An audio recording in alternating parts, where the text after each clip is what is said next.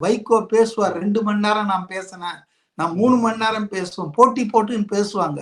நீங்க பேசுவீங்க, எதிர்க்க உட்கார்ந்துட்டு இருக்கிறவன் டயர்ட் ஆயிடுவானா? என்ன தேவையோ அதை பேசு. ஒரு ஆள் எத்தனை மணி நேரம் பேசினாரு, எவ்வளவு கேஸ் விட்டார்? நரேந்திர மோடியை விடவா வாயில வடை சுடுறதுக்கு ஆள் வேணும்?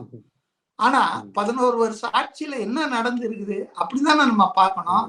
பேச்சை குறைக்கணும். என்ன கேட்டா we should talk less, work more.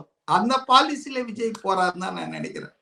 அதுக்கு பிரதானமா தான் இந்த ஒரு விஷயம் முக்கியமா பார்க்கப்படுது சார். இது வரைக்கும் பாதிக்கப்பட்ட இந்த மாதிரியான மக்களை, அதுவும் இந்த மாதிரி கஸ்டோடியல் டெத்தால பாதிக்கப்பட்ட அந்த 24 ஃபேமிலிஸையுமே மேடையில ஏற்றி அவங்களோட முகம் எல்லாருக்குமே தெரியற மாதிரி பிரதானப்படுத்தினதே ஒரு பெரிய பொலிட்டிக்கல் மூவா பார்க்கப்படுது.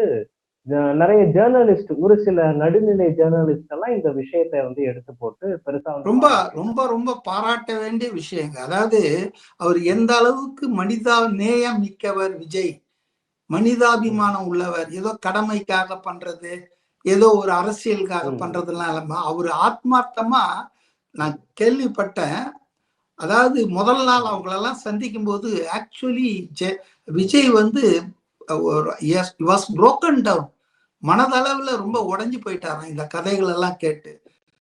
நேத்து அது ஒரு அம்மா பேசிட்டு பாருங்க, எந்த அரசியல் கட்சியும் இது வரைக்கும் எங்களுக்கு, அவங்க எல்லாம் பாருங்க மேடையில நின்னாங்கள, அவங்க எல்லாம் என்ன மிட்டா மிராசுகளா?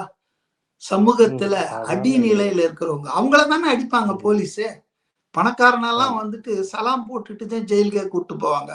வறியவர்கள், ஏழைகள், எளிய மக்கள், அதாவது குரலற்றவர்களை தாங்க போலீஸ் அவங்க வீரத்தெல்லாம் காட்டுவாங்க.